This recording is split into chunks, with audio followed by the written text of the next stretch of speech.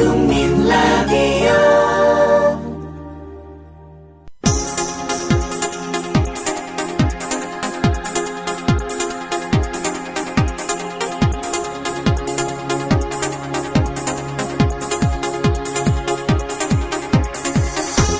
해고 이즈 해피입니다.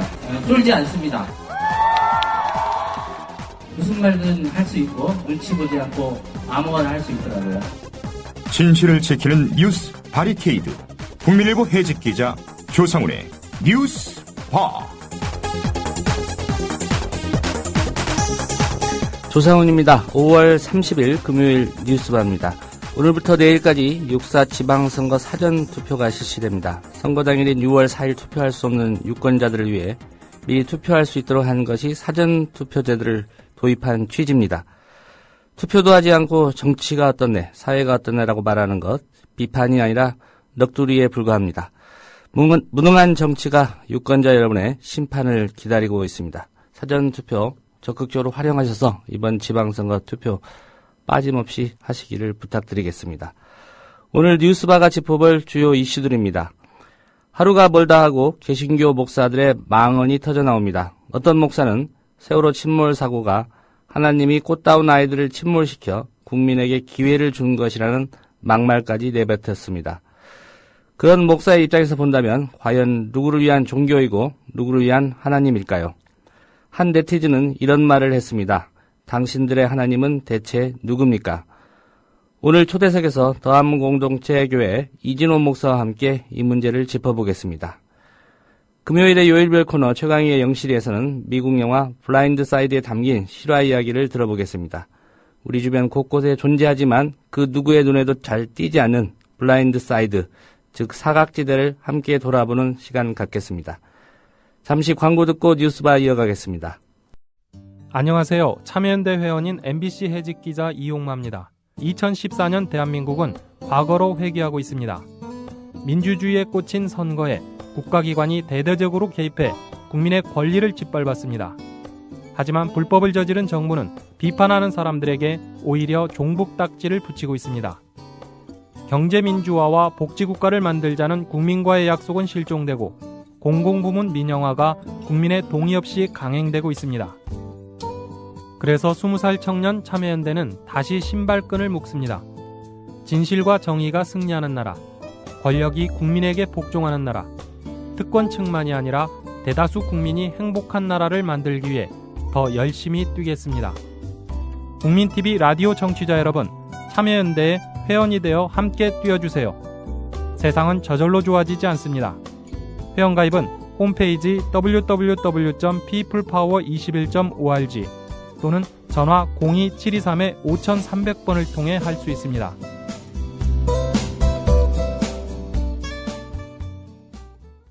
Breaking news regarding missing Malaysia Airlines Flight 3. So the United States is lowering the threshold for American. 日本と同じで現地予算やってるから意味がないんです。环球消费调查，我们来说一种特殊的旅游。近年来呢，出国旅游。 출근길 국제뉴스 브리핑 장혜림의 월드 리뷰.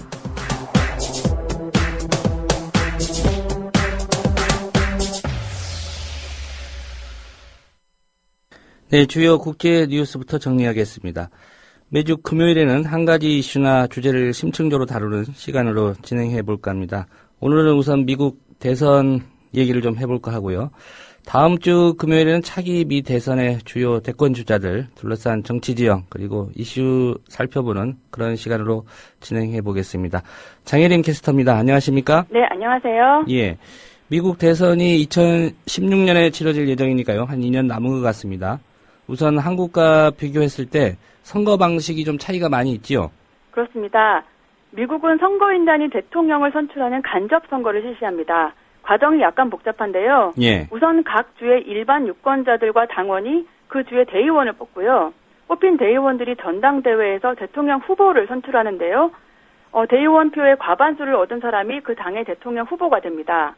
각 당에서 선출된 대통령 후보들이 서로 경쟁하는 동안 국민들은 대통령 선거인단을 뽑는데요. 예. 이 선거인단이 최종적으로 대통령 선거를 하고 이중 과반을 얻은 후보가 대통령으로 당선되는 방식입니다. 예.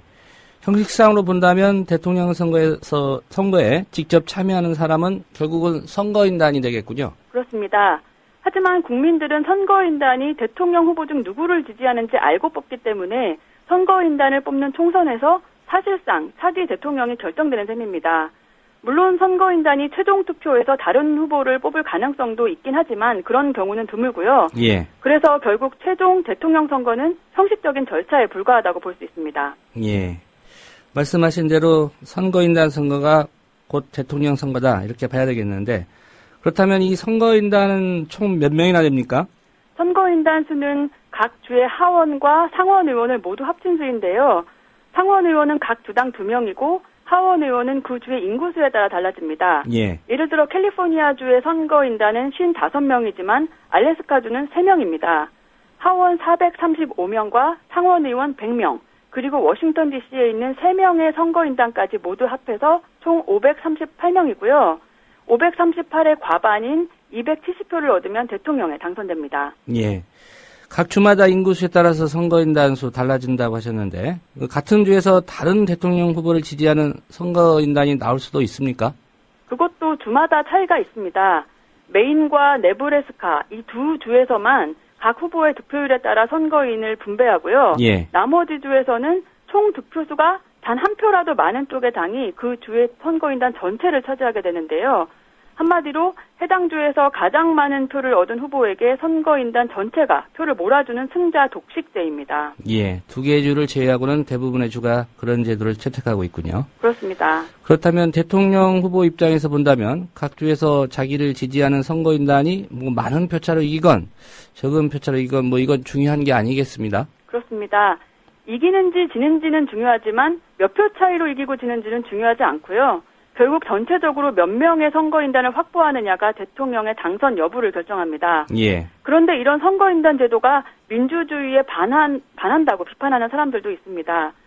왜 그러냐면 전체 유권자의 직접 득표수는 앞서지만 예. 선거인단 수가 적어서 대통령에 당선되지 못하는 경우가 발생하기 때문입니다. 예. 구체적으로 어떤 경우일까요? 쉽게 예를 들면요. 미국에 예를 들어서 3개의 주가 있고 각 주에 10명의 국민이 있다고 가정해 보겠습니다. A와 B주에서는 각각 6명이 공화당, 그리고 4명이 민주당을 지지하고요. C주에서는 1명이 공화당, 9명이 민주당을 지지한다고 보겠습니다. 예. 그러면 공화당을 지지하는 사람은 총 합해서 13명이고 민주당을 지지하는 사람은 17명입니다. 한국처럼 직접 선거를 한다면 민주당 후보가 당연히 당선되는 상황인데요. 하지만 미국 방식으로 하면 A와 B 2개 주에서 공화당 대선 후보를 뽑은 선거인단이 선출되기 때문에 정반대의 결과가 나오게 됩니다. 과거 미국 대통령 선거에서 실제로 이런 사례가 있었죠? 그렇습니다. 이런 일이 4번 있었는데요. 가장 최근 경우는 민주당의 엘고어 후보와 공화당 조지 W. 부시가 경쟁을 했던 2000년 미국 대선입니다. 전체 국민의 득표에서는 엘고어 후보가 앞섰지만 선거인단 수는 부시가 앞서서 결국 부시가 당선됐던 경우였습니다. 예, 이 사례 같은 경우에 왜 이런 문제가 생겼던 걸까요? 미국은 주들이 먼저 형성되고 그것들이 연합되는 방식으로 나라가 만들어졌는데요. 그 과정에서 민주주의의 원칙이 좀 왜곡됐다는 그런 비판이 있습니다. 이런 비판 때문에 선거인단 제도에서 주민 직선제로 바꾸는 내용의 헌법 개정안이 논의되기도 했습니다. 예.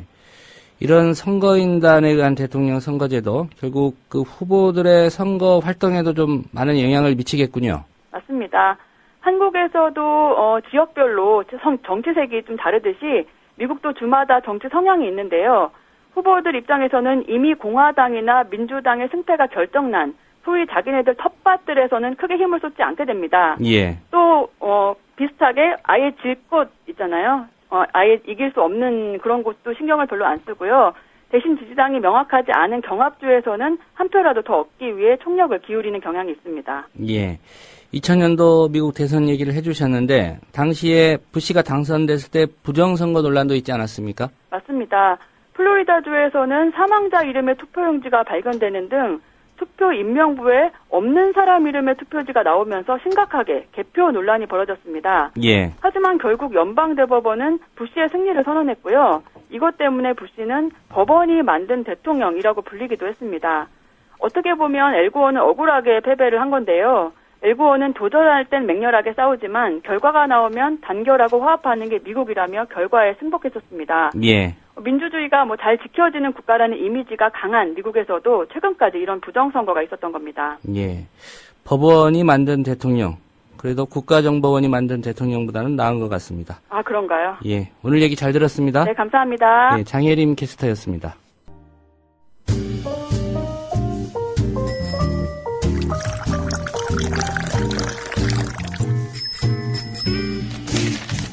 아침 신문 귀로 읽기 김용민 PD의 조간 브리핑. 네, 5월 30일자 조간신문 주요 기사 살펴보겠습니다. 김용민 PD의 조간 브리핑입니다. 안녕하십니까? 네, 안녕하십니까? 예. 우선 고 김근태 선생의 명예가 일부분 회복됐다는 소식부터 전해드리겠습니다. 예. 민주화운동 청년연합 사건, 이른바 민청년 사건으로 고문을 당하고 5년 동안 억울한 옥살이를 한 고 김근태 전 의원이 재심을 통해서 28년 만에 명예를 회복한 것입니다.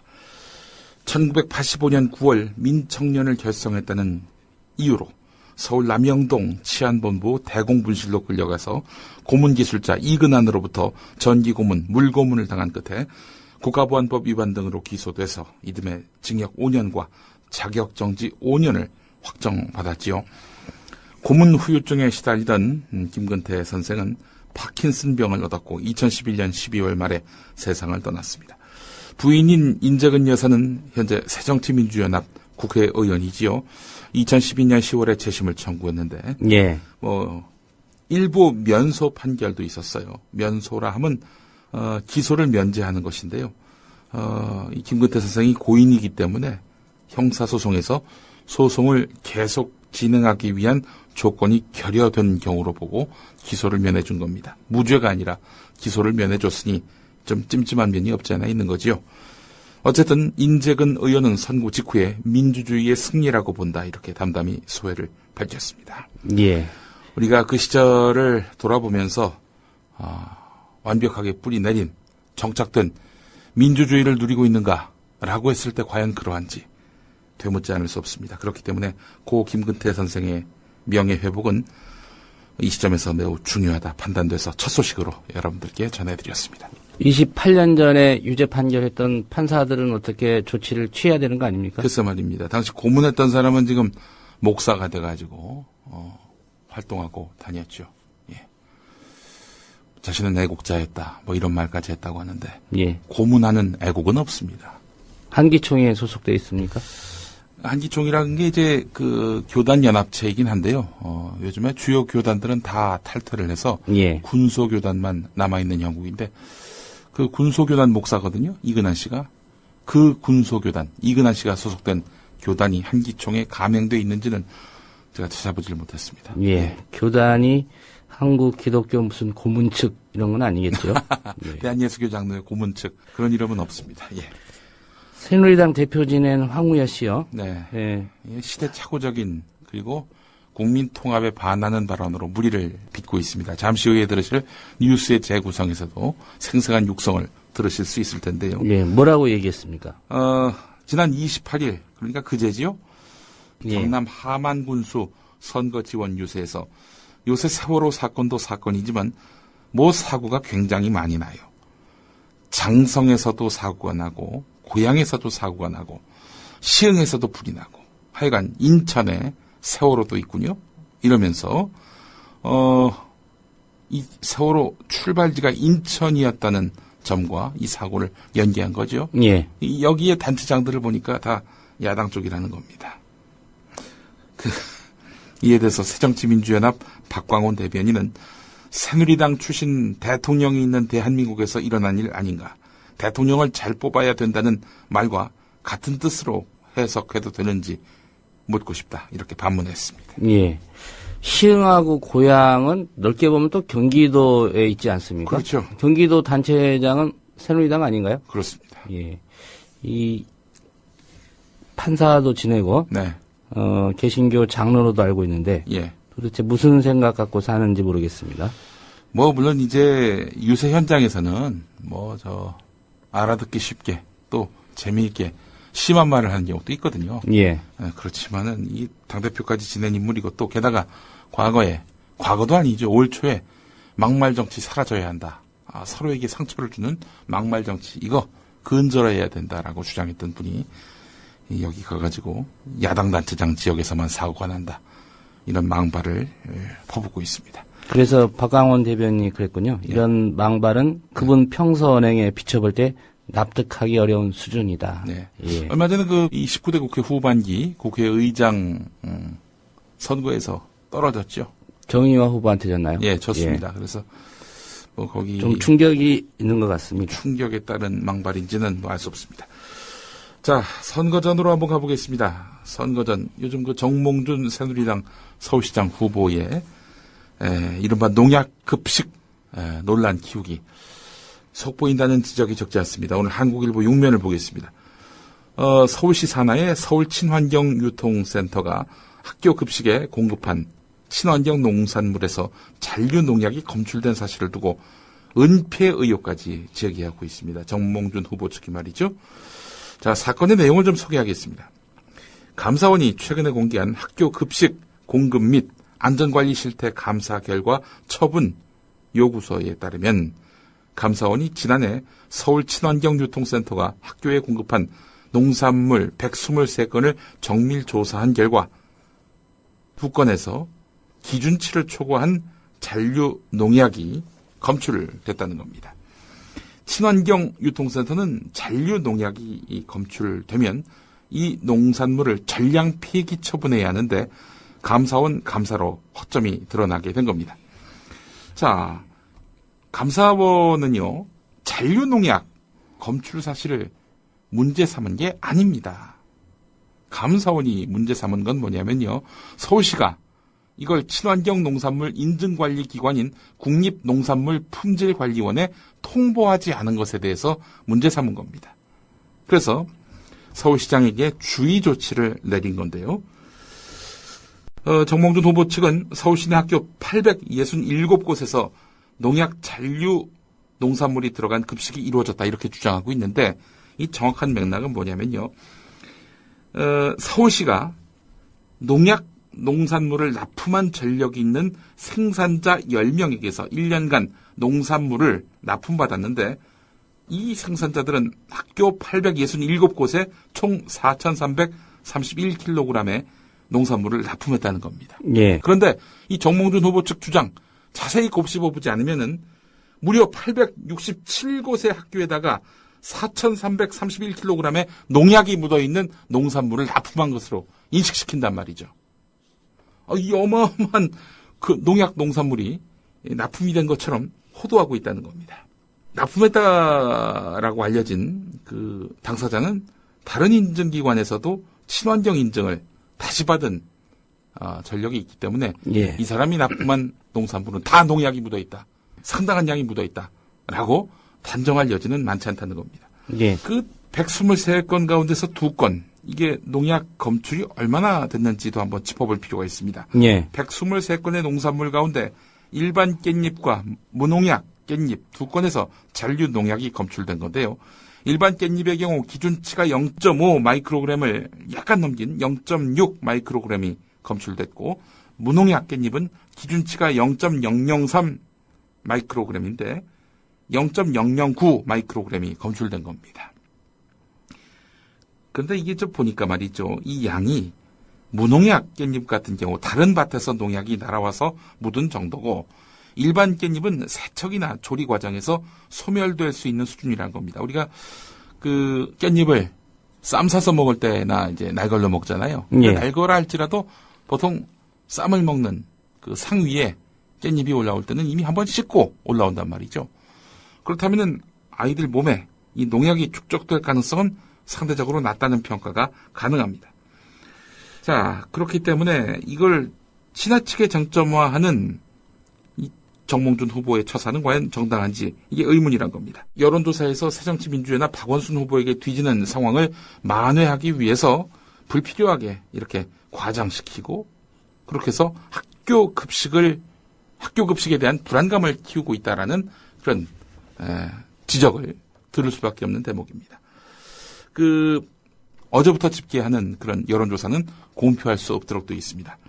자, 그래서 마지막 여론조사, 오늘 조선일보와 미디어 리서치 조사 결과가 주목되는데요. 대체로 현재 흐름을 가장 비교적 잘 정확하게 전달하고 있는 여론조사가 아니겠는가 싶어서 이 시간에 한번 인용해 보려고 합니다. 조선일보가 미디어 리서치에 의뢰해서 6.4 지방선거 주요 관심지역 8곳에 대해서 지난 27일부터 28일까지 여론조사를 실시했습니다. 28일까지가 선거 전에 집계해서 공표할 수 있는 여론조사 기일입니다. 서울 박원순 50.8, 정몽준 32 이렇게 나왔습니다. 격차가 좁혀지지 않습니다. 경기도 남경필 33.8, 김진표 33.3, 0.5% 차이입니다. 인천 송영길 43.2, 유정복 35.8, 부산 오거돈 38, 서병수 35.7, 광주 강훈태 38.7, 윤장현 28.2, 충남 안희정 46.9, 정진석 32.7, 충북 이시종 42.1, 윤진식 34.5, 강원 최문순 39.5, 최흥집 35.5 이렇게 되어 있습니다. 예. 자, 그렇다면 현재 새누리당이 아주 미세한 차이나마 앞서는 곳을 따져본다면 남경필 그리고 남경필밖에 없네요. 보니까. 예. 대구, 경북 여기 나타나지 않은 울산. 여기는 조사하지 않았으니까 제주 정도 되겠죠. 예, 조선일보 조사 대상에서 빠진 지역들이 이제 뭐 좀 접전이 아닌 그런 지역들, 새누리당 우세가 예상되는 지역들이죠. 그렇죠. 울산, 경남, 대구, 경북, 제주 이 정도입니다. 자, 그런데 지금 세종시는 집계가 안 됐는데 세종시도 아주 간발의 차이로 지금 두 후보 간의 각축이 벌어지고 있는 것으로 알려져 있습니다. 이 조사는 8개 지역별로 19살 이상 504명에서 512명을 대상으로 했고요. 집전화와 휴대전화를 병행한 RDB 방식의 전화 면접 조사로 이루어졌습니다. 부산과 광주가 주목됩니다. 부산 사정, 지금 어제 발표된 지난 28일까지의 여론조사를 보게 되면은 오거돈 후보가 미세하나마 앞서가는 여론조사가 대부분입니다. 4선 의원 출신으로 박근혜 정부 출범 직후 새누리당 사무총장까지 지낸 서병수 후보 측은 이런 양상의 당혹스러운 기색이라고 오늘 조선일보가 오면에서 전하고 있습니다. 서병수 후보 캠프 관계자는 선거 직전 여론조사 결과가 불안해서 내부적 위기감이 상당하다. 세월호 참사 여파로 당내 경선이 관심을 끌지 못하면서 지지율 반등의 기회를 놓쳤다. 이렇게 말했다고 합니다. 한편 오거돈 무소속 후보 캠프 관계자는 새누리당의 텃밭이라면서 상당 기간 지역 경제가 침체되어 있는 것에 대해서 시민들의 불만이 표출되고 있는 상황이라며 지역 정가에서도 오거돈 후보의 지역적 인지도가 지지율로 이어지는 것 같다라는 분석이 나오고 있다고 전하고 있습니다. 부산 지역의 한 정치인은 오거돈 후보가 야당 간판을 달고 나왔다면 여당 후보와 경쟁이 안 됐을 텐데 무소속이라서 여당 성향 유권자들 일부를 흡수하고 있다 이렇게 말을 했습니다. 예. 한편 광주의 경우 19살 이상 남녀 511명을 대상으로 조사한 조선일보 미디어 리서치 조사에 따르면은 강훈태 후보가 오차 범위를 넘어서서 새정치민주연합 윤장현 후보를 앞서는 것으로 나타났는데 사실 새정치연합 지도부로서는 윤장현 후보의 당선 여부가 당의 자존심은 물론이고 안철수 공동대표의 정치적 위상과도 직결된다는 점에서 광주 선거에 총력을 기울이고 있는데요. 자, 그런데 한겨레 오늘 조사는 또 다릅니다. 같은 날 27일부터 28일까지 한겨레가 미디어 플러스와 함께 조사한 내용을 보면은 광주 시민 500명을 대상으로 조사한 겁니다. 윤장현, 강훈태. 윤장현이 34.4, 강훈태가 33.3. 오차 범위 안에서 초접전 양상이긴 하지만 윤장현 후보가 아주 미세한 격차로 앞서고 있는 것으로 나왔습니다. 그래서 한겨레는 광주가 지금 우열을 가리기 힘든 초접전 양상을 벌이고 있다 이렇게 보고 있습니다. 자, 그런데 이번 조사에서 또 보면은 광주 지역 응답자들은 윤장현 후보를 경선 없이 전략 공천한 것은 잘못이라는 강훈태 후보 쪽 주장에 대해서 44.8%가 공감하는 것으로 나타났고요. 강훈태, 이용섭 후보가 당을 떠나서 무소속으로 출마한 것은 잘못됐다라는 윤장현 후보 쪽 주장은 30.8%. 그러니까 강훈태, 이용섭 탈당한 거 그는 어쩔 수가 없는 거고 어찌 보면은 그럴 수 있는 거 아니냐라는 반응, 그런 의견이 광주 지역에서 더 힘을 얻고 있다, 이런 얘기입니다. 예. 자, 조선일보 미디어 리서치 조사 결과로 다시 돌아가세요. 교육감 선거는 어떠냐? 서울 교육감의 경우 3위로 밀렸던 조희연 후보가 2위로 올라섰네요.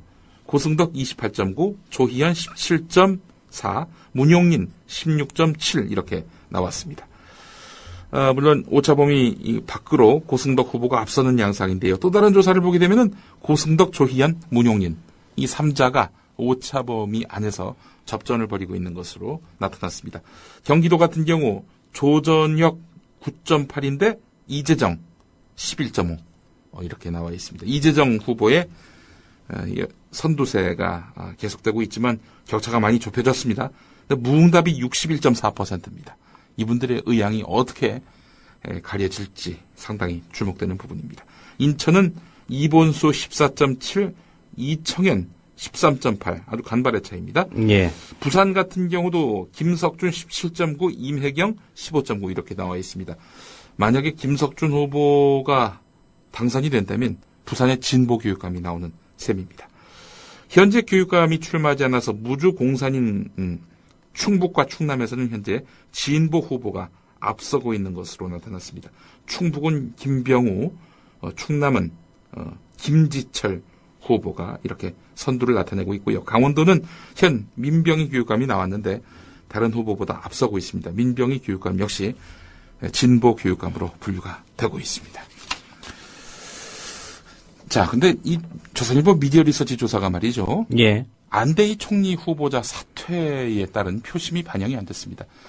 사퇴 발표가 28일 오후에 있지 않았습니까? 예, 그것도 늦게 있었죠. 예, 오후 5시였습니다. 그렇기 때문에 이번 조사에서는 표심의 변화가 거의 반영되지 않았는데, 그래서 정치권은 28일 여론조사만으로 판세가 확정됐다 이렇게 보진 않고 있는 양상입니다. 예. 자, 그렇다면 이 어떤 영향, 어떤 여파가 있을까? 상당히 중요한 문제 아닙니까? 말 그대로 인사혁신의 어떤 취지가 담겨있는 안대희 총리 지명자였는데 말이죠.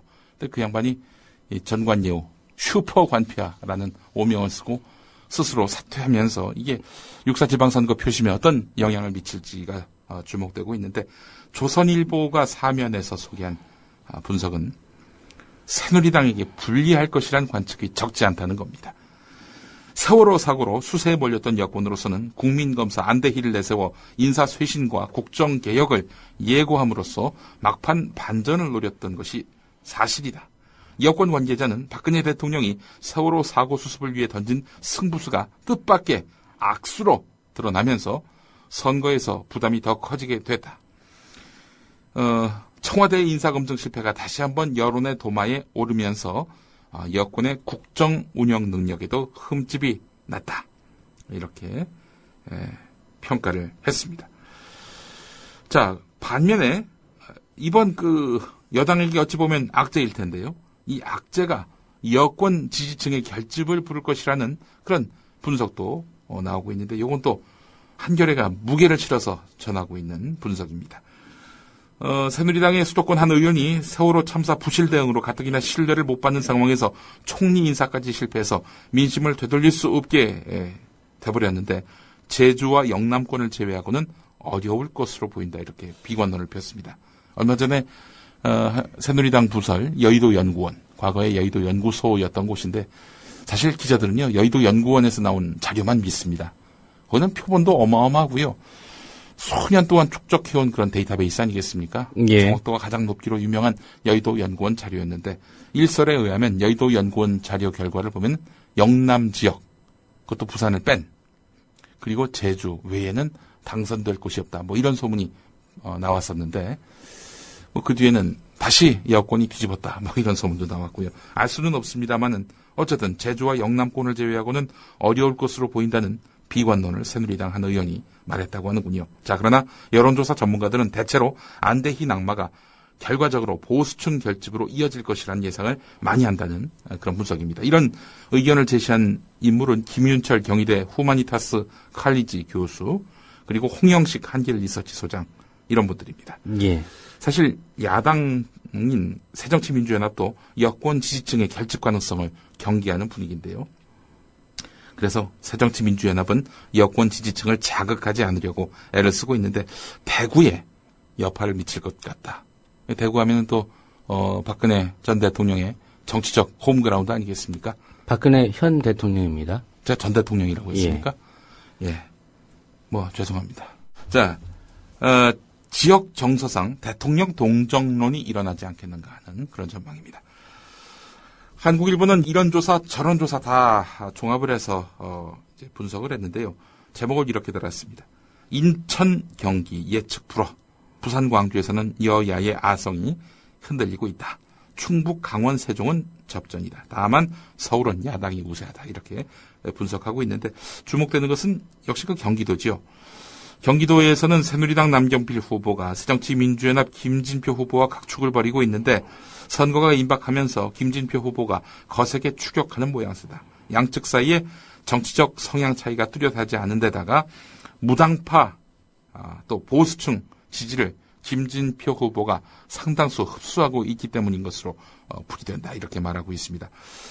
격차를 좁히고 있는 양상이니 사실 어느 쪽이 더 절박하냐, 어느 쪽이 투표를 더 많이 하느냐, 이게 바로 경기도지사 선거의 결과를 좌우하는 큰 변수가 될 것 같습니다. 예. 지금 기초단체장 선거도 상당히 주목되지 않습니까? 특히 서울의 25개 구청장 선거, 이게 어떻게 판세가 현재 이어지고 있는지 오늘 경향신문 5면을 보면 관계 기사가 있습니다. 예. 현재 그 광역단체장, 서울시장 선거에서는 박원순 후보가 정몽준 후보를 큰 격차로 앞서고 있지만 지금 구청장 선거 판세는 그야말로 오리무중인 경우가 많다는 겁니다. 현재 새정치민주연합이 우세한 곳은 또는 경합 우세인 곳은 10곳, 새누리당이 우세이고 또 경합 우세인 곳은 8곳. 이건 뭐 어느 쪽의 우열을 가리기 힘든 경합 지역은 7곳 이렇게 나와 있습니다.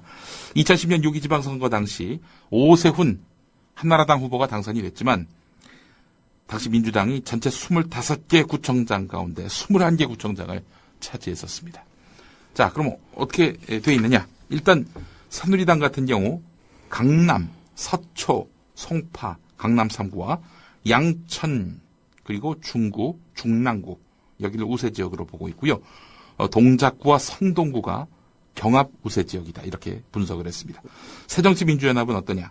강동, 금천, 노원, 동대문, 서대문, 성북, 종로구, 뭐 전통적인 야권 우세 지역이긴 한데요.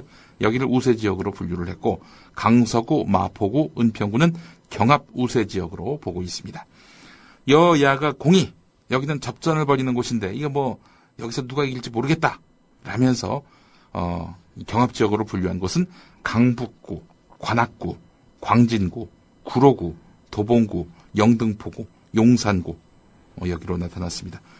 2010년에는 다 야권이 이긴 곳입니다. 자, 이제 그 선거를 앞두고 온갖 형태의 공약들이 나오고 있는데요. 광역장 후보가 25명이 나왔습니다. 이 사람들 공약을 한국 매니페스토 실천본부가 분석을 해봤는데, 예. 이 공약을 전부 실현할 경우 357조 원, 한 해 정부 예산 357조 원을 훌쩍 넘길 것으로 추산된다. 오늘 세계일보가 일면에서 보도했습니다. 이거 다 이행하면은 나라가 파산을 맞는다. 이런 얘기입니다. 공약 예산이 가장 많이 드는 사람은 역시 돈이 많은 정몽준 새누리당 서울시장 후보입니다. 도시계획 6개 분야에 28조 5,800억 등 총 53조 1,936억을 제기했습니다. 뭐 아시는 대로 용산 국제업무지구 개발 재추진이죠. 그리고 창동 차량기지 개발 같은 이런 열세로 알려진 강북 투자에 집중했는데 이 파이가 어마어마하게 커서 이게 과연 실현 가능할지 이것도 역시 따져볼 일입니다. 정몽준 후보가 28조 대였다면은 박원순 후보는 17조 대의 그 공약을 내놓았습니다. 인천광역시는 2012년 말 현재 부채가 13조가 넘거든요. 광역 단체 17곳 가운데 가장 많습니다. 지자체 파산법이 생긴다면은 1순위로 꼽히는 지역이 바로 인천이 아니겠는가 이런 가늠이 나오고 있는데, 그런데 유정복 새누리당 후보 24조 6,711억을 공약 재원에 쓰겠다는 약속을 했습니다. 예. 송영길 후보는 9조대입니다. 이 인천시 부채 액수 가지고는 지금 양 후보 간의 공방이 좀 있는 걸로 알려져 있습니다. 예, 그렇습니다. 유정복 후보는 인천발 KTX를 신설하겠다. 인천 강릉 간 고속화 철도를 짓겠다. 경인전철 경인고속도로를 지하화하겠다. 이게 정말 참 듣기만 해도 어마어마한 그런 그 액수가 가늠되는 것인데요. 한편 그 공약을 내놓고 재정 소요를 공개하지 않는 후보도 상당했는데, 김기현 새누리당 울산시장 후보는 5대 공약은 제시했지만 사업 예산은 국비, 시비 이렇게만 적은 다음 계획 수립 후 확정 이렇게 발표를 했습니다. 자, 공약 소요 예산 상위 10위권 광역단체장 그 후보를 따져보니까 1위 정몽준 서울시장 새누리당 소속이죠. 2위 홍준표 경남지사 새누리당 소속이죠. 3위 김관용 경북지사 역시 새누리당 소속이고, 4위 유정복 인천시장 역시 새누리당 소속이고요. 5위는 최문순 강원지사 새정치연합 소속입니다.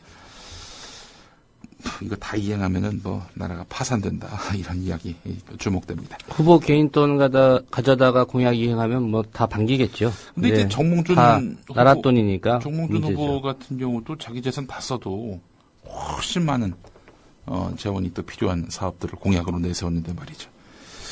네, 다음 소식 보겠습니다. 중앙일보에 실려 있는 분석인데요. 안대희 전 국무총리 후보자가 전관예우 논란으로 물러나면서 청와대 검증 부실, 누가 책임져야 할 것인가, 이를 두고 말들이 많아지고 있습니다. 안대희 전 후보자가 5개월 동안 변호사 수임료로 16억을 벌어들인 사실이 왜 사전에 걸러지지 않았는지, 이게 문제점으로 지적되고 있거든요.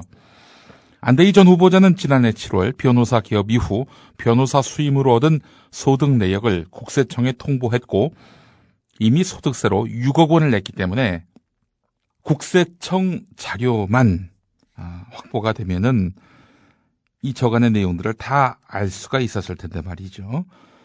재산이 얼마나 불어났는지 이게 다 파악이 될 텐데 말이죠. 검증을 맡은 민정라인에서도 이런 내용을 사전에 인지 못했을까? 이게 의문이란 겁니다. 새정치민주연합 이종걸 의원, 이분도 변호사지요. 전관예우는 충분히 청와대에서 알았다고 보고 있다. 오로지 불법은 없지 않았느냐 정도만 가지고 인사청문회를 통과할 수 있지 않겠느냐, 이렇게 판단한 것 같다. 이 너무 아니한 발상 아닌가. 이 국민 정서에 동떨어진 판단을 한 것 아닌가 하는 그런 지적입니다. 청와대에서는 청와대 민정 라인에 뭔가 문제가 있는 것 아니냐 이렇게 보고 있는데요. 실제로 사시 출신으로 판검사를 거쳐서 대형 로펌에서 변호사로 일했던 유사 경력자가 민정 라인의 주요 포스트에 포진해 있는 것이 하나의 원인이 되지 않겠는가 하는 분석도 있습니다. 지금 민정 라인에 5명 가운데 4명, 그러니까 80%지요. 이 80%가 대형 로펌 출신이라고 합니다. 민정수석 비서관 홍경식, 광장이라는 로펌에 있었지요. 그리고 공직기강 비서관 권호창, 이 양반 김한장에 있었고, 법무비서관 김종필 변호사, 이 양반도 태평양에 있었고, 민원비서관인 김학준 변호사, 이 사람 역시 김앤장에 있었던 인물입니다.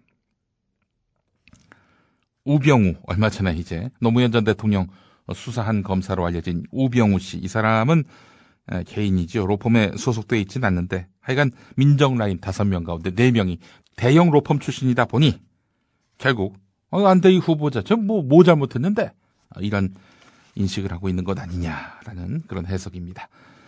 중앙일보 기사였고요. 자, 지금 안대희 후보자가 물러나면서 청와대와 여권 주변에서는 인사청문회에 세울 후보가 사라지고 있다, 이런 이야기가 나오고 있습니다.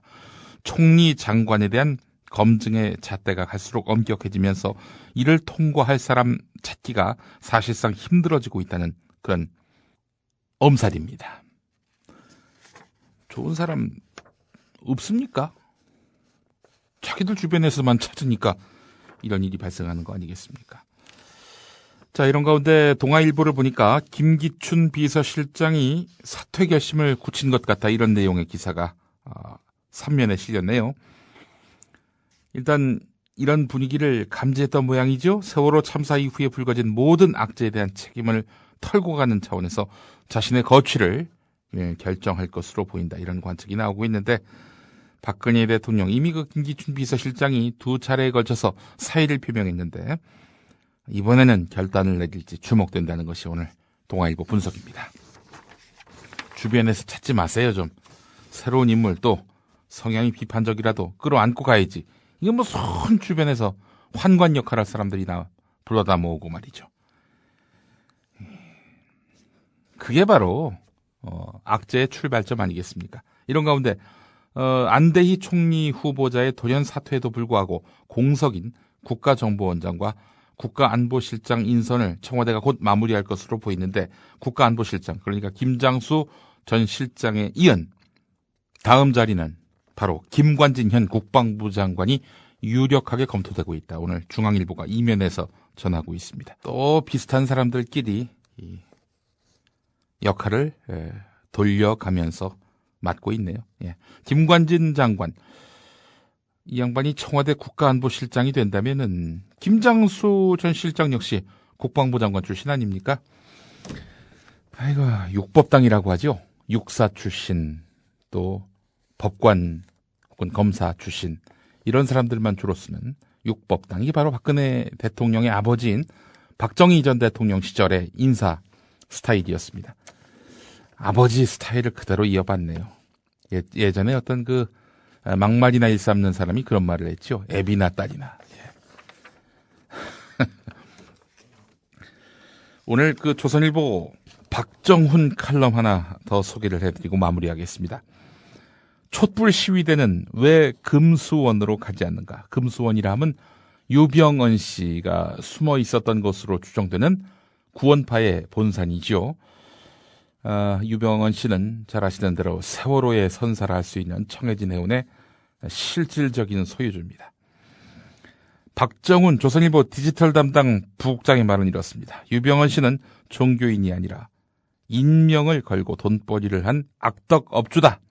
10만 신자를 내세운 구원파가 경영비리를 종교 문제로 호도하고 있는데, 지금 정권 책임을 주장하는 좌파 진영은 유병언 씨 보고 수사 협조하라 이러면서 요구를 해야 한다. 그리고 금수원 앞으로 가서 촛불 시위나 벌여라, 이런 얘기인데, 이 박정훈 부국장의 시각은요, 이 촛불 시위하는 분들이 아무데나 가서 트집 잡는 전문 회방꾼, 이른바 훌리건으로 인식되는 모양입니다. 이 양반은 말이죠. 예. 이 박정훈 부국장이 어떤 사람이냐면요, 최동욱 검찰총장에게 혼외 아들이 있다고 보도한 조선일보, 예, 소속돼 있지요. 2009년에 이 박정훈 부국장은 이명박 정부 당시 이만희 환경부 장관에게 혼외 자식 논란이 불거지니까 당시 그래서 어떻다는 말이냐라는 칼럼을 통해서 공직자에게도 보호받아야 할 사생활이 있다, 이렇게 주장한 인물입니다. 그 당시만 해도 하여간 박정훈 부국장 칼럼은 조선일보의 어떤 역사를 따져보면 일관성이 있습니다. 이 조선일보의 선대사조 방일영 회장 같은 경우 사나 미녀의 혼외 자식이 있지 않습니까? 그러니까 이른바 이름 알려진 인사들, 또 공직자들, 이 사람들에게도 보호받을 만한 사생활이 있다, 이런 주장을 펼만했습니다. 그런데 조선일보 작년 9월에 최동욱 전 검찰총장에게 혼외 아들이 있다 이러면서 떠벌렸고, 이게 마치 무슨 저널리즘의 정수가 된 양 자화자찬하고 나섰었죠. 예. 알고 봤더니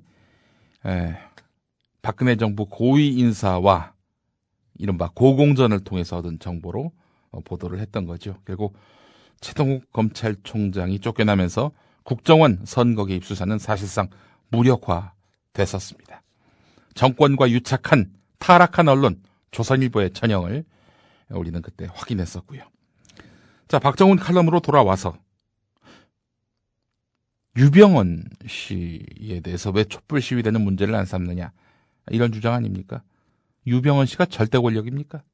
유병언만 사라지면 유병헌만 붙잡으면 세월호 참사는 영원히 없을 사고입니까?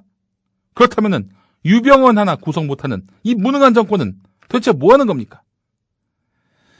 박정훈 씨 이 칼럼 보면서 말이죠. 이 조선일보의 수준을 우리가 또 다시 한번 확인하게 됩니다. 예, 오늘 여기까지 해야 될 것 같네요. 시간이 없어서. 예. 이상입니다. 네, 김용민 PD의 조간 브리핑이었습니다. 잘 들었습니다. 예. 지방선거일? 6월 4일이죠. 그런데 그날 딴 일이 있으세요? 그럼 사전투표 어떠세요? 언제 어디서 하나요? 5월 30일 금요일 아니면 31일 토요일 오전 6시부터 오후 6시까지 전국 3,506개 투표소를 찾아가시면 됩니다. 투표소가 어디에 있는지는 중앙선거관리위원회를 통해 파악하실 수 있습니다. 울릉도에서 하는데 백령도에서 투표해도 되나요? 그럼요. 주소지가 아닌 다른 곳에서도 가까운 투표소에서 투표하실 수 있습니다. 부재자 투표하고 비슷한 것 같은데 부재자 투표하려면 신고해야 하잖아요. 아닙니다. 신분증만 가지고 가시면 됩니다. 어떠세요? 편리하시죠? 투표 근육 잔뜩 키워서 5월 30일 금요일 아니면 31일 토요일 오전 6시부터 오후 6시까지 투표 잊지 마세요.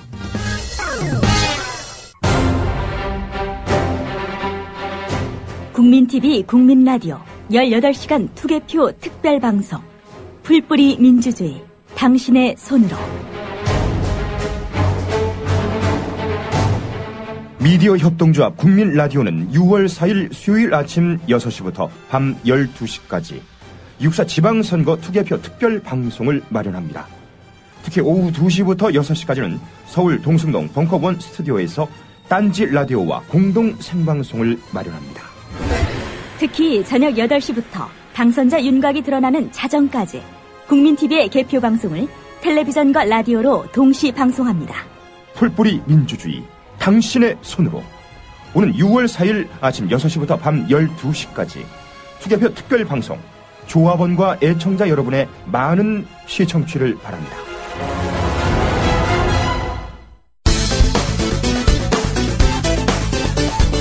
어제 새정치민주연합 박광훈 대변인 황우여 전 새누리당 대표가 경상남도 함안군수 선거 지원 유세에서 이번에 세월호 사건도 사건이지만 이번에 사고가 굉장히 많이 나요. 장성에서도 사고가 나고 고양에서도 사고가 나고 시흥에서도 불이 나고 전부 야당에서 시장 군수 하는 곳에서 사고가 나고 있습니다. 이런 망발이 가능하다는 것은 그분의 평소의 언행에 비춰볼 때 납득하기 어려운 수준입니다. 평소에 하셨던 언행이란? 정치권부터 우리 고운말, 한국에 얼마나 고운 말이 많아요. 그래서 남을 격려하고 그런 말이 있어요. 나쁜 말을 하거나 저주를 하거나 욕을 하면은요, 그게 자기한테 돌아온다는 거예요. 사실 이 발언은 올 초 당대표로 있을 때 신년 기자회견에서도 했었던 말.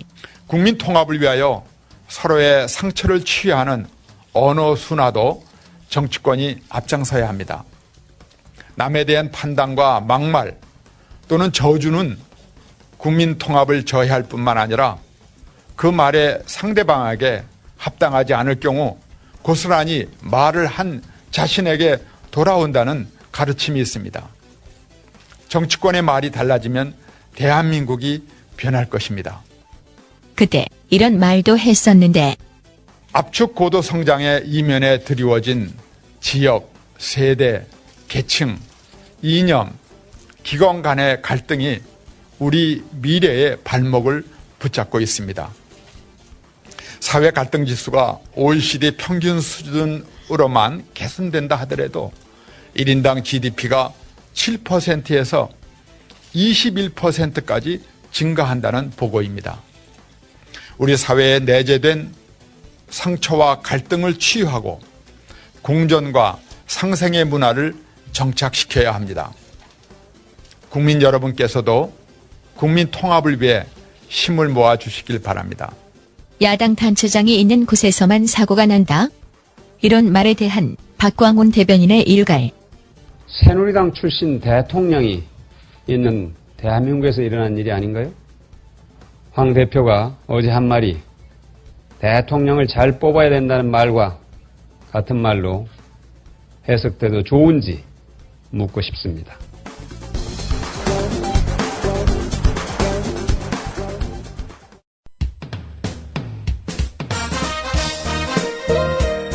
균형 잡힌 시각, 정직한 분석, 조상훈의 뉴스바. 이어서 초대석으로 만납니다.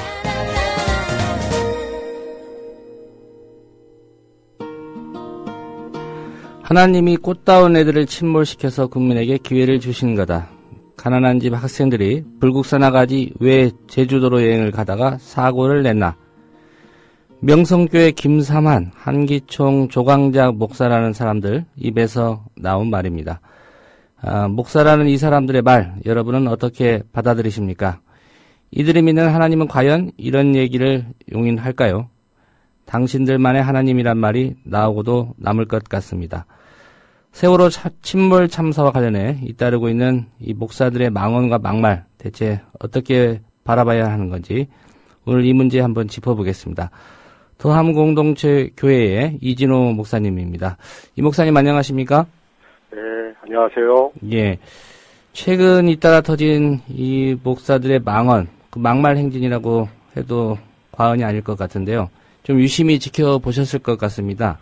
네네. 어떤 느낌 드셨습니까? 너무 죄송하고요. 참 부끄럽습니다. 목사로서 자괴감이 있고요. 사실 분노하고요. 목사로서 오늘 인터뷰에 임하면서 정말 이렇게 석고되지 않은 마음으로 누군가는 교육 고해성사해야 된다. 예. 그런 심정으로 인터뷰에 임합니다. 죄송합니다. 예. 이 목사님이 하신 말씀도 아닌데 이제 같은 목회자 입장이다 보니까 사과를 한다라고 말씀하셨는데 이분들을 지금 뭐 소개하면서 이제 어느 교회 목사, 뭐 한기총 소속이었던 목사 이렇게 소개를 했는데요. 이 정도의 말을 하는 분들 목회자라고 인정해야 될까요? 뭐 이제 기레기라는 말도 있죠. 예. 목사 쓰레기다 이런 말인데요. 그래서 이런 분들을 이제 목맥이다, 목사 쓰레기다 이런 이제 표현도 있죠. 예. 그런 표현을 듣더라도 그래도 일단 기자는 기자고 목사는 목사인 거죠. 그러나 분명히 자성해야 되고요. 관련된 제가 기관에서 반드시 자정해야 됩니다. 자정되지 않는다면 다른 목사들, 다른 기자들, 또 다른 사람들에게 동일한 취급을 받는 거 아닙니까? 예. 스스로 자정하지 못하면 그들만의 잘못이 아니라 우리 모두의 잘못이 되겠죠. 목사들 모두의. 그래서 이건 반드시 자성되고 자정돼야 된다고 생각합니다. 예. 애초에 한 사람이 얘기해서 좀 여론이 안 좋거나 하면 뭐 자중하고 이거 조심해야 되겠다 그럴 만도 한데 이 반대로 가는 것 같단 말이죠. 이게 무슨 그렇죠. 검색어 상위에 오르려고 그러는 것도 아닌 것 같고 왜 그렇다고 보십니까? 저는 기본적으로 이분들이 그리스도인이 됐다는 것, 또 목사가 됐다는 것에 대해서 심각한 오류가 있는 것 같아요. 그 과정에서요? 우리가 목사가 된다는 것은 사실 가난하고 소외된 사람들과 동일시한다는 것이거든요. 성경의 가르침 자체가 종교인이 되고 또 목사가 되고 하는 것은 가난하고 소외되고 아픔 있는 사람들과 내가 같은 사람이다. 사실 내가 그런 모습이다. 그래서 그들의 편에 서서 그들과 함께 울고 함께 분노하는 것, 그게 우리의 임무인데, 예. 이분들은 부자와 권력자들과 자신을 동일시하는 거예요. 소위 대형교회 성공한 목사들 이렇게 되다 보니까 자기가 권력자고 자기가 부자고 그들의 편에 서서 그들을 변호해야 된다. 그들의 입장에서 뭔가 이야기해야 된다. 그런 착각을 하고 있는 게 아닌가. 저는 그런 생각들이 아주 뼛속 깊이 있기 때문에 자기도 의도하지 않게 의도했든 의도하지 않든 무의식적으로 그런 발언들이 막 나오는 거죠. 예. 그리고 나서 이제 누군가가 이제 욕을 먹고 하면 사실 자정해야 되는데 그런 기능 자체가 망각돼 버린 것 같아요. 뭔가 이제 깊숙이 자신이 어떤 존재인지를 잃어버리고 있는 것이죠. 예. 요즘 도마에 오른 목사들입니다. 한기총의 조광장 목사, 그리고 가장 최근에 이제 명성교회 김삼환 목사, 그리고 사랑의 교회 이제 오정현 목사도 논란이 됐었고요. 정광훈 목사라는 분은 또 다른 사건으로 좀 유명한 분인데, 이분들이 도대체 어떤 사람들인지 좀 궁금하고요. 교계에서는 이른바 이분들 대부분 보수 대변하는 목사다, 이렇게 좀 분류하고 있지 않습니까? 그렇습니다. 한마디로 하면 다 대형교회 소위 성공한 목사들이라는 거죠. 예. 그런데 이제 이런 분들이 정치적으로는 보수적이고, 보수적인 정도가 아니고요. 자신들이 정당을 만들고 또 이렇게 극우파에 서서 뭔가를 이야기하는 것이 그게 자신들의 사명인 것처럼 그렇게 이야기하는 분들이 대부분이고요. 윤리적이고 도덕적인 부분에서도 사실은 이런저런 문제들이 많고요. 성추행적인 발언을 일삼는다던가 논문을 표절한다던가 또 이런 일들이 너무 많고요. 아들을 세습시킨다던가 이런 것들을 버젓이 하는, 사실 사회적 윤리, 기본적 윤리에도 미치지 못하는 그런 분들이죠. 그런 분들이 보수다 이렇게 얘기하는 것 자체가 참 안타깝습니다. 사실 보수는 그런 게 아니거든요. 예. 보수는 지킬 걸 잘 지키는 자들이 보수인데, 지켜야 될 기본도 되지 않는 분들이 보수라 한다는 것은 보수를 욕먹이는 것입니다. 예. 근데 한 가지 좀 궁금한 게, 이런 문제를 일으키는 분들을 교단이나 어떤 교회 차원에서 징계하고 종교적으로 처벌할 수 있는 그런 장치들은 없습니까? 법적으로야 있죠. 교단법도 있고 교회법도 있는데, 그러면 이제 그게 작동할 수 없을 정도로 부패했다는 것이죠. 많은 교회사 역사학자들이 종교개혁 이후에 한국 교회가 가장 부패한 교회이다. 세계 모든 교회 역사 속에서 종교개혁 이후에 가장 부패한 교회다. 여기에 이의를 다하는 교회사 교수가 없습니다. 그 정도로 한국 교회가 부패했는데, 부패했다고 하는 것은 자정을 못한다는 거죠. 교회가 거룩하고 혹은 성스럽다라고 하는 것은 자정 능력, 징계와 치리가 살아 있어야 되는 것이거든요. 그래야 권위도 있는 것이죠. 그런 것들이 사실 무너져 버린 현실이 안타깝습니다. 지금 실제 모습은 그렇습니다. 제가 그냥 일반 국민들도 들고 계시기 때문에 자정하겠습니다, 할 수 있습니다, 이렇게 말씀드리면 좋을 텐데 현실은 그렇지 못한 상황들입니다. 그래서 더 부끄럽고 죄송합니다. 자정 자체가 현실적으로 좀 어려운 그런 상황에까지 이르렀다, 이렇게 보시는군요. 그렇습니다. 네. 예. 이분들이 특별히 이제 권력이나 가진 사람들 입장 대변하고 있다, 이렇게 말씀하셨는데, 그 이유는 그 자신들의 좀 기득권 지키겠다, 그런 취지라고 보십니까? 그렇습니다. 그러니까 한국 교회가 이분들이 소위 대형 교회, 소위 성공한 목사들인데, 교회가 이만큼 커지고 성공할 때까지 사실은 기득권과의 결탁이 주요한 요인이었습니다. 성공주의, 탐욕주의, 업적주의 이런 것들이 그냥 하루아침에 일어난 게 아니라 이승만 정권 이후에 기득권으로부터 많은 특혜를 받았거든요. 기독교의 특혜들, 박정희 정권 때도 그렇고 전두환 정권 때도 그렇고, 그런 것을 통해서 불의한 정권, 불의한 권력에 대해서는 지지해주고 반대급부로 그런 것들을 받았기 때문에 그것이 자신들의 존재의 이유가 돼버린 것이죠. 단지 그들을 이렇게 격려하는 정도가 아니라 이 한 몸이 된 것입니다. 쌍둥이처럼 불의한 권력과 돈과 지금 불의한 목회자와 소위 성공했다는 목사들과는 같은 그룹에 있는 겁니다. 마치 정경유착, 정치와 경제의 어떤 사람들이 혼맥으로 연결되어 있고 인맥으로 연결되어 있는 것처럼 이런 목회자들도 그런저런 관계가 다 연결돼서 사실은 같은 부류의 그런 처지에 놓여져 버린 것이죠. 예. 이 문제는 이 논란이 된 목사들의 교회가 또 대형 교회이고요. 이분들의 일방적인 주장이나 그 설교를 많은 이제 신자들이 듣고 있단 말이죠. 그렇습니다. 예. 거기에 또 어떻게 반응하는지도 중요할 것 같은데, 어떤 이론을 제기하거나 또 그러진 않고 그냥 듣고 있는 그런 상황인 것 같고요. 이런 문제들, 그 교회 내에서 이렇게 하는 설교는 좀 지양해달라든지 그런 목소리 낼 수 없습니까? 교단 차원이 아니라 교회 신도들이 말이죠. 저희가 이 세월호 문제를 보면서 하나 보고 있는 게 유병원과 구원파 문제 아닙니까? 예. 뭐 이런저런 얘기할 수 있겠으나 우리가 TV를 통해서 구원파 신자들이 유병원을 지키겠다고 시위를 하고 칠씩 모여가지고 극단적인 그 행동들을 하는 것을 보면서 종교라는 게 정말 무섭다 이런 생각을 하고 그런 이제 고민들을 하는 건데요. 유병원이라고 하는 사람 또 구원파라고 하는 집단이 기독교의 입장에서는 이단이지만 예. 그런데 우리들 모습을 보면 우리 기독교의 현재의 모습을 보면 얼마나 다른가. 만약에 이 막말한 목사들을 법적으로든 혹은 뭐 세월호 유가족들이든 누군가가 책임을 묻겠다고 했을 때 과연 그 신자들은 가만히 있겠는가? 예. 저는 그렇지 않다고 봅니다. 구원파 사람들 못지않게 그렇게 저항할 가능성이 높습니다. 예전에 금남교회 문제 때문에 MBC 자체를 이렇게 방송을 중단시킨 정도 역사를 가지고 있는 게 우리 기독교 아닙니까? 뭐 예. 조영기 목사 문제 때문에도 방송국이든 어디든 뭐 마비시켜버리는 그런 일들이 있는데 가다라는 것이죠.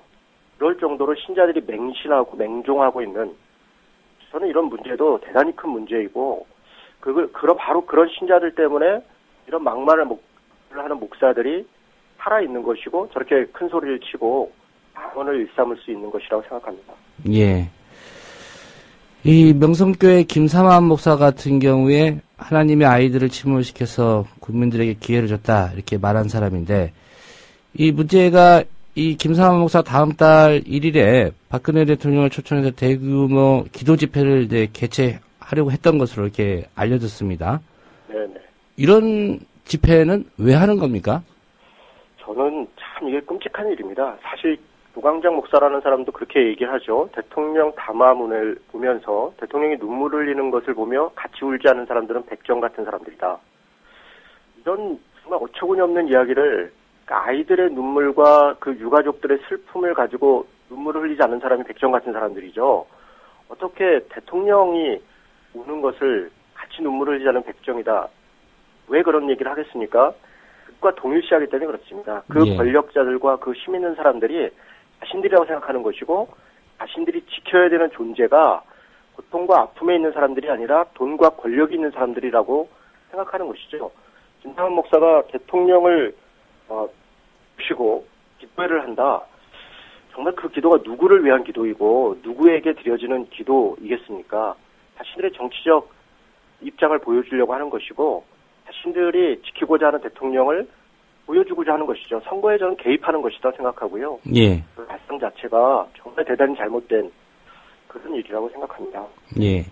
가끔 보도되는 내용 보면 이제 박근혜 대통령이 청와대로 어려운 문제 있을 때마다 각 종교계 지도자들 초청해서 얘기 듣지 않습니까? 네네. 예. 최근에 부른 사람이 김삼환 목사 아닙니까?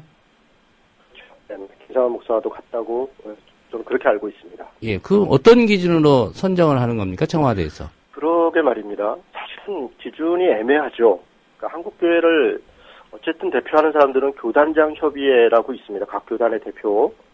거기에 대표자이거나 아니면 NCC, 한국교회 기독교 협의회의 대표자이거나 혹은 뭐 정말 우리가 인정하고 싶지 않지만 한기통의 대표이거나 이런 분들이면 이해할 수 있을 것 같습니다. 근데 김삼환 목사는 어디에도 대표가 아니거든요. 예. 그런데 그런 분을 한국 대표로 임의로 해서 불렀다고 하는 것은 가서도 안 되고요. 그분 자체도 자신이 한국교를 대표하는 게 아니기 때문에 그런 분도 의도가 있는 것이죠.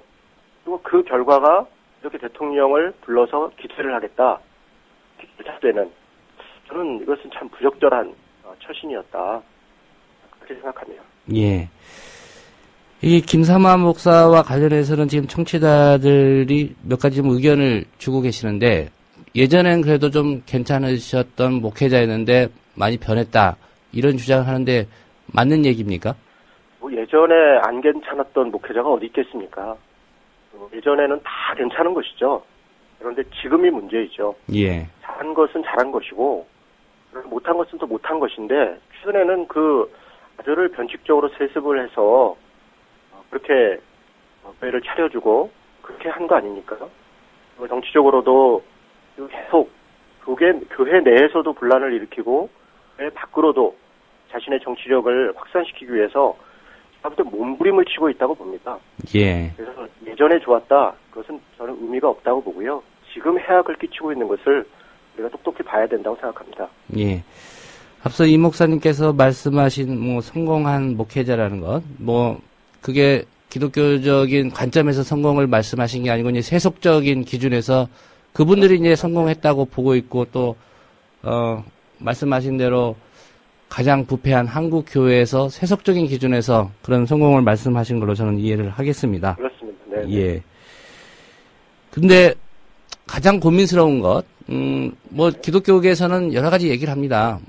PD 수첩이 개신교의 이런 부패하고 타락한 모습을 보도하면, 기독교 탄압이다, 종교 탄압이다, 네. 이런 주장도 하고요.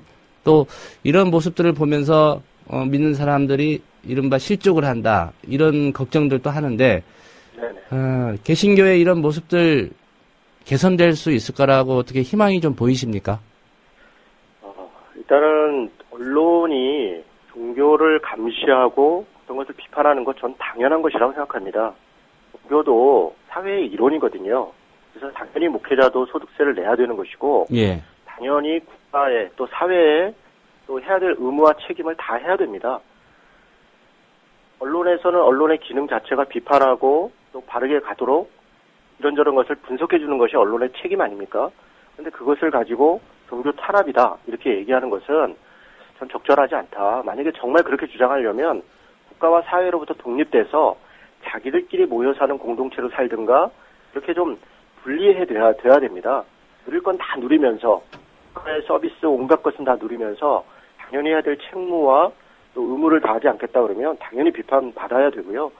그것을 힘으로 물리적으로 저항하는 것은 더더군다나 종교의 가르침이 또 종교의 가르침이 아닙니다. 예. 안타깝게도 우리 한국교회 내에서 그것을 자정해야 되는데 문제는 그 자정해야 되는 위치에 있는 사람들이 이런 집회를 하고 있는 거니까 자정할 수가 없는 거죠. 그러니까 위에서부터의 자정을 기대하기는 어렵고요. 아래로부터의 변화, 개혁. 저는 심지어 보면 제2의 종교혁명과 같은 그런 변화의 움직임들이 필요한 시기다 그렇게 생각합니다. 예. 그래서 가만히 있으면 안 됩니다. 신자들이 우리 한 교회에서 뛰쳐나와야 되고요. 말해야 되고요. 이것을 거부해야 됩니다. 그런 정도의 각오를 가지지 않으면 한국교회는 달라지기 어렵겠다. 그렇게 생각합니다. 예. 중요한 말씀을 해주셨습니다. 아까 기레기 얘기, 목내기 얘기 하셨는데, KBS 예를 보면 이제 김시곤 전 보도국장의 그 발언 때문에, 촉발이 돼서 지금 양대 노조가 파업하면서, 국민의 사랑을 받는 공정한 언론 KBS로 거듭나겠다. 이런 상황으로 갔거든요. 네네. 예, 이거와 비춰본다면 말씀하신 대로 그 명성교회라든가 그 문제가 있는 목회자들이 있는 교회 신도들이 나서야 된다는 결국 말씀이신데, 그렇습니다. 네네. 한국교회 분위기에서 그게 좀 가능하겠느냐? 저는 그래도 살아있는 양심들이 있다. 왜냐하면 신앙이라는 것은 특정적인 면도 있지만 개인적인 것이거든요. 예. 하나님 앞에서 각자가 믿는 것이고 각자의 믿는 바 옳은 대로 스스로 평가하고 판단하면서 행동할 책임이 있는 것이거든요. 저는 그렇게 살아있는 사람들이 여전히 있다고 봅니다. 그런 교회들도 있고요. 그런 목사들도 있고 그런 신자들도 당연히 있습니다. 문제는 마치 세월호에서 가만히 있으라는 방송을 듣고 가만히 있는 게 맞는 건가 보다라고 지금 주저하고 있는 그런 모습과 같은 것이죠. 뛰어내려야죠. 그래야 사는 것입니다. 다른 사람들이 좀 용기를 냈으면 좋겠습니다. 두려워하지 말고 믿음의 용기를 가지고 뛰어내리는 그런 사람들이 저는 여기저기 좀 나타나고 있고 앞으로 그런 일들이 더 많아질 것이라고 그렇게 기대합니다. 예. 목회를 하고 계시니까 한 가지만 좀 더 여쭤보겠습니다. 네. 교회를 떠난다는 게 신도들에게 좀 그렇게 결정하기 어려운, 그러니까 네. 다른 교회로 갈 수도 있고요. 네. 제가 주변에서 보기에 이 교회를 떠날 수 없다. 그래서 그냥 묵묵히 아무 소리 안 하고 다니고 있다. 이렇게 말씀하시는 분들이 좀 많아서 그게 과연 그렇게 중요한 문제인가라는 생각이 들어서 좀 여쭤보겠습니다. 교회를 옮긴다는 건 사실 쉽지는 않습니다. 심하게 얘기하면 직장을 옮기는 것보다 더 어렵다. 그렇게 표현합니다. 왜냐하면 누가 막아서라기보다는 이게 이제 그 정서적 공감대가 몇십 년 동안 쌓여온 것이거든요. 가족같이 그렇게 살아왔습니다. 실제로 거기 안에 가족들도 있고요. 그런 관계와 이해들이 많이 얽혀있기 때문에 작은 마을의 어떤 시족 공동체 같은 그런 것이 사실 교회이거든요. 그러다 보니까 교회를 떠난다는 것이 자기 자신에 대한 상실감을 가질 수도 있고 어떤 집단으로부터의 따돌림을 감수해야 되는 것도 있을 수 있고요. 예. 여러 가지 관계들이 있습니다. 쉬운 일은 아닙니다. 그러나 예. 교회를 떠나는 것이 큰 문제가 되느냐? 그렇지 않습니다. 교회라고 하는 것은 특히 우리 개신교회는 스스로가 교회를 선택하는 것입니다. 하나님께서 교회를 불러주시고 그렇게 하시지만 그것은 개인적인 문제입니다. 교회가 어떤 신자를 와라 가라 이렇게 할 수 있는 것이 아닙니다. 저는 조금 더 용기를 내서 좋은 교회를 가야 좋은 신자가 됩니다. 좋은 말씀을 듣고 좋은 생각을 해야 좋은 행동을 합니다. 자기 자녀들을 위해서라도 자기 가족들을 생각해서라도 좋은 교회로 저는 과감하게 옮기는 것 지금 필요하다고 생각합니다. 예. 한 가지만 더 여쭤보겠습니다. 이런 망언, 그 막말에 가까운 논란이 이루어지고 있는데요. 개신교 내에서 그래도 또 양식 있는 목회자들 많이 계시지 않습니까? 그렇습니다. 예. 어떤 뭐 시민사회단체나 함께 해서 좀 한 목소리를 내고 이분들의 어떤 반성이나 자성을 촉구하는 그런 목소리 좀 내실 계획 같은 거 혹시 갖고 계십니까? 저희가 뭐 충분하지는 않지만 사실 많이 하고 있습니다. 매주 목요일 우리가 촛불 기도회도 하고 있고요. 예. 어제도 우리가 1천인 목회자 선언도 했고요. 저도 인천에서 시민사회단체랑 함께 거의 그 매주 촛불 집회 또 촛불 기도회를 계속 하고 있습니다. 저희가 저희 자리에서 우리들이 할 수 있는 작은 일이지만 그렇게 하고 있는 목회자와 성도들이 정말 많이 있습니다. 그래서 우리가 유가족들에게 정말 작은 말이지만 전하고 싶은 거는 우리가 함께 슬퍼하고 있는 사람들이 많다는 것입니다. 예. 분노하는 그런 목회자와 신자들도 많이 있습니다. 그리고 함께 행동하는 사람들도 많이 있습니다. 이런 막말하고 또 망언하는 이런 목회자들 때문에 실망하고 물론 힘들 때가 있겠지만 많은 사람들이 함께 슬퍼하고 분노하고 행동하고 있다는 걸 꼭 기억해 주시고 희망을 놓지 말고 그리고 아이들을 위해서도 또 여러 희생자들 생각해서라도 반드시 이번에는 나를 좀 바로잡는 다시 이런 일이 없도록 하는 그런 일에 저희들도 함께 하겠습니다. 유가족분들도 또 여러 가족분들도 힘내시기를 부탁드립니다. 예. 직접 막말을 하신 것도 아닌데 같은 목회자라는 처지에서 인터뷰 초기에 사과 말씀까지 하신 거 대단한 용기라고 생각합니다. 이 목사님 오늘 말씀 잘 들었습니다. 네, 고맙습니다. 예, 지금까지 더함 공동체 교회의 이진호 목사님과 함께 최근 불거진 개신교 목회자들의 막말 논란에 대해서 함께 얘기 나눠봤습니다. 여러분께서는 지금 국민일보 해직기자 조상훈이 진행하는 국민라디오 아침 시사 프로그램 조상훈의 뉴스바를 듣고 계십니다.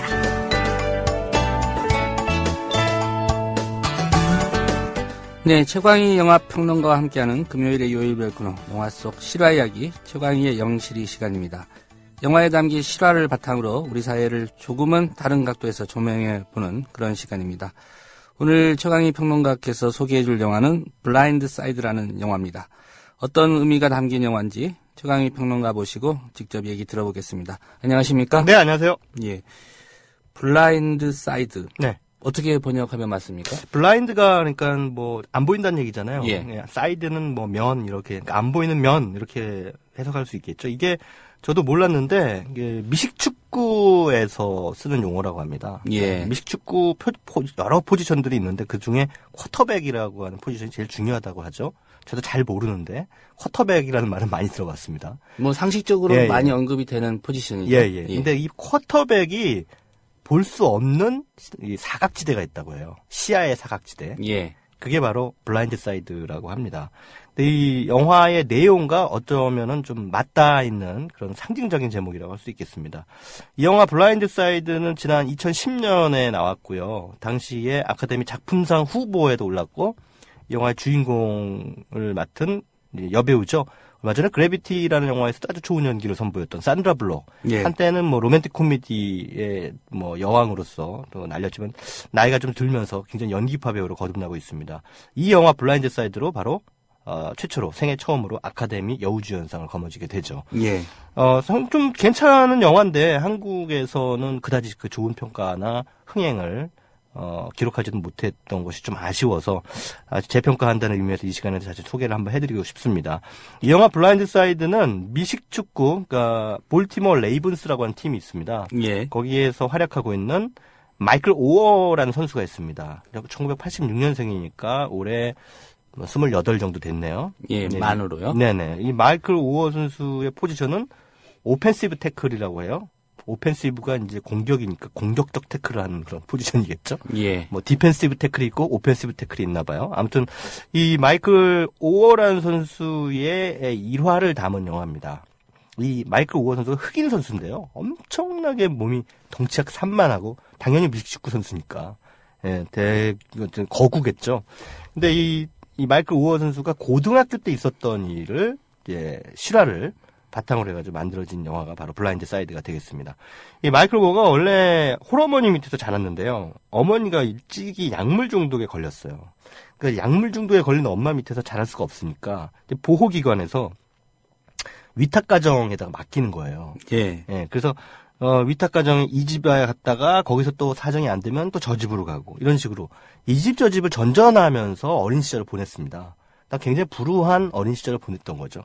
근데 이런 와중에 그래도 체격이 일단 남다르고 또 운동신경이 뛰어나서 미식축구를 잘하기 때문에 어떤 그 사립학교 고등학교에서 이 마이클 오어를 스카우트를 합니다.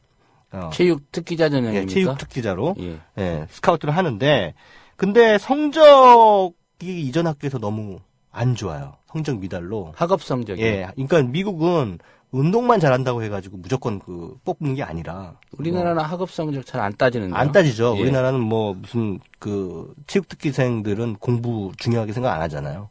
근데 미국은 일정 정도 이상의 이 점수가 기록을 못하면은 아무리 운동을 잘해도 진학을 할 수가 없어요. 고등학교 혹은 대학을. 예. 그런 것들을 필수적으로 요구를 한다는 얘기죠. 마이클 오어도 마찬가지로 워낙 성장 환경이 좋지 않았기 때문에 공부를 제대로 할 수가 없는 그런 상황이었죠.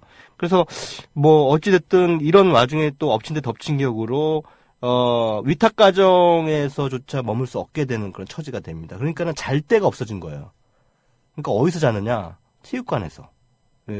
이제 자는 거죠. 거기다가 매트리스 깔아놓고 이렇게 자는. 그러니까 거의 노숙자 같은 그런 생활을 하게 되는 거죠. 예. 그럼 집도 절도 없는 데다가 또 옷도 날씨도 추워지는데 여름 옷밖에 없어가지고 반팔 차림으로 밤에 잠자러 체육관에 터덜터덜 걸어가는데 한 백인 여자가 쓱 지나가다가 바로 이런 마이크를 발견합니다.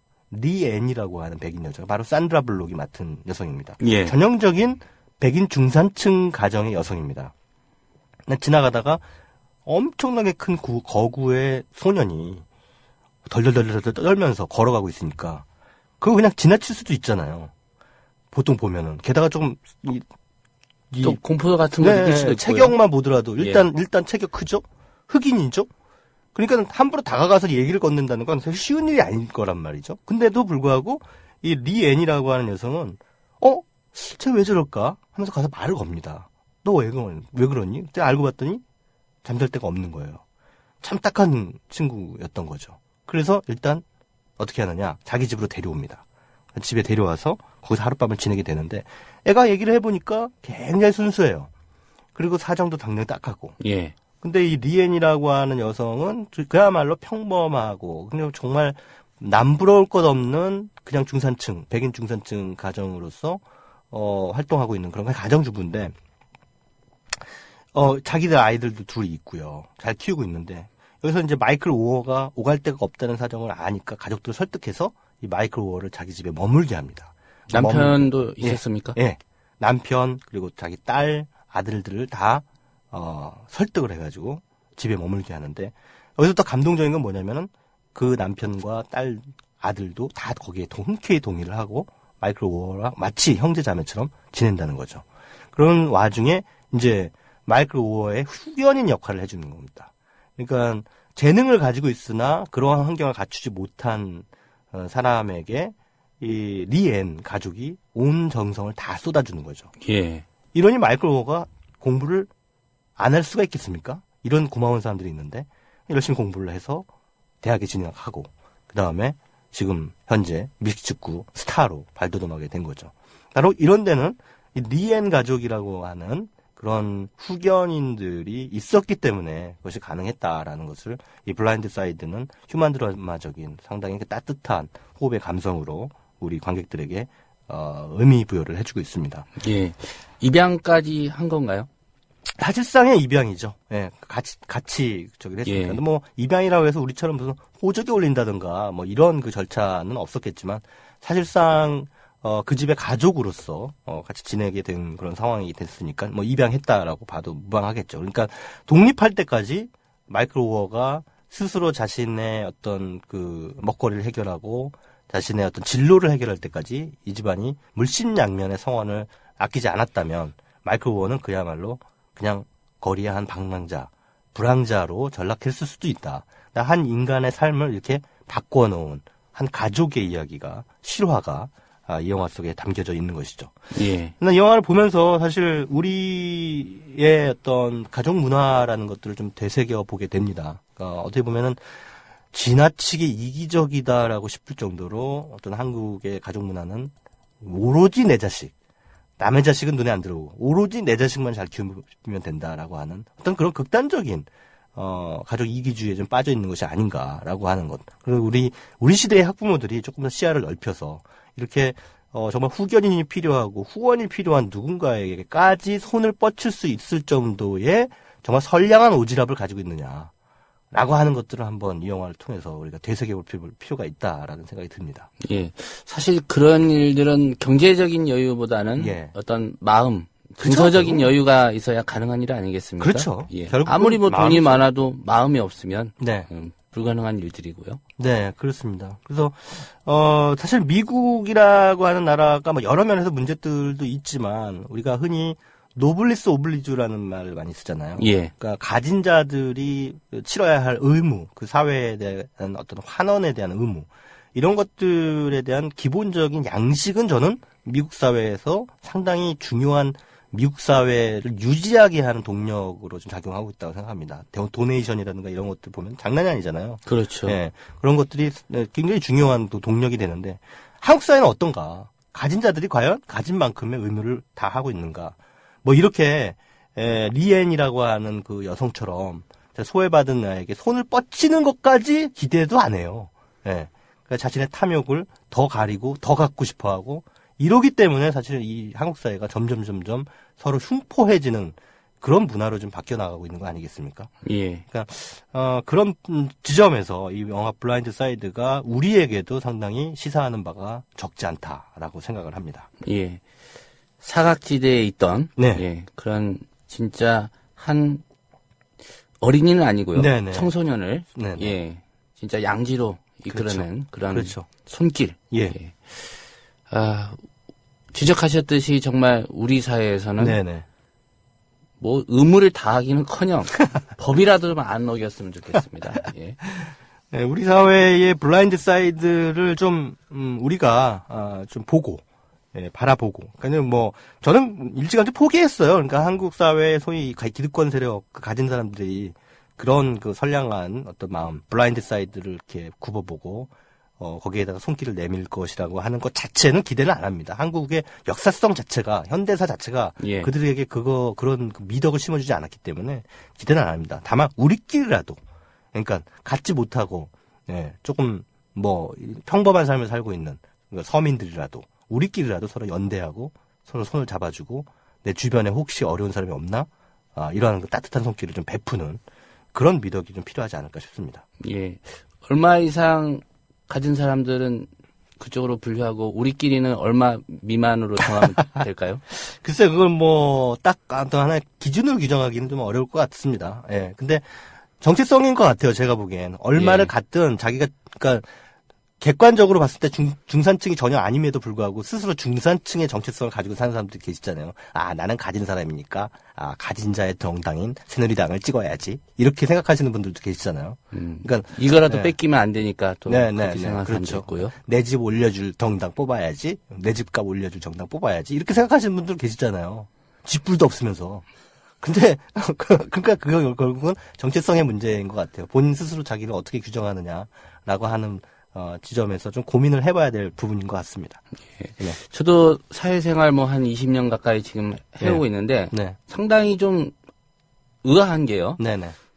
제가 사회생활 시작할 때만 해도 몇 년 돈을 모으면 집을 살 수 있다. 네. 그리고 실제로 그게 가능했습니다. 네네. 근데 최근에 직장생활 시작한 그 후배들 얘기 들어보면 네네. 평생 가도 집을 못 사겠다. 라고 하면서 딸랑 집 한 채 있는 선배를 되게 부러워하고 당신 가진 사람 아니냐 이런 식으로 보기도 하고 특히 이제 김효진 PD가 공격을 많이 하더라고요. 선배는 집 있잖아요. 제 명의도 아닌데. 그래요? 그만큼 사실 한 20년 지났으면 네네. 경제적으로도 집을 살 수 있는 그런 연한이 단축되는 게 맞지 않습니까? 근데 갈수록 그렇죠. 그게 늘어나고 평생 직장 생활을 해도 서울의 집 한 채 장만하기가 어려워진다. 미친 사회죠. 예. 한마디로. 돈은 다 어디로 갔습니까? 그러니까 누가 가지고 가는지 모르겠어요. 어떤 놈의 새끼들의 그 주머니로 들어갔는지 잘 모르겠는데 아무튼 우리끼리라도 계속 제가 강조하는 건 우리라도 우리 서로의 블라인드 사이드를 좀 봅시다. 살핍시다. 시야를 넓히십시다. 이런 말씀을 드리고 싶습니다. 예. 네. 오늘 말씀 잘 들었습니다. 네, 고맙습니다. 네. 주간 브리핑에 김용민 PD가 소개한 기사를 또 다시 생각해 볼 수밖에 없습니다. 새누리당 대표를 지낸 황우여 공동선대위원장의 발언 얘기인데요. 예, 세월호가 인천입니다. 이 얘기를 했습니다. 세월호가 출발한 데가 인천인데 인천광역시장이 새정치민주연합 야당 소속의 단체장 아니냐 이런 주장이죠. 많은 분들이 지적을 하셨습니다. 황우여 의원 지역구 어딘지 아십니까? 인천 연수구입니다. 정작 인천의 지역구든 황우여 씨는 뭐 하고 있었답니까? 세월호 출항하는 거 막기라도 했어야 말이죠. 예, 이런 비상식적인 말들이 선거판에서 먹힌다고 생각하고 있는 게 우리 정치인들의 현재 수준이고 또 우리 정치의 현실입니다. 앞서도 말씀드렸지만 오늘과 내일 사전투표 제도가 운영이 됩니다. 예, 선거일의 즈음에서 앞뒤로 휴가를 가는 분들도 있고 또 국외로 나가는 분들도 있는데요. 인천공항에도 사전투표를 할 수 있는 투표소가 있다고 합니다. 예, 유권자의 권리 포기하지 마시기 바랍니다. 오늘 뉴스바가 준비한 소식은 여기까지입니다. 지금까지 김효진 PD가 수고했고요. 저는 조상훈이었습니다. 주말 잘 보내시고요. 월요일 아침 7시 30분에 다시 오겠습니다. 들어주신 여러분 고맙습니다.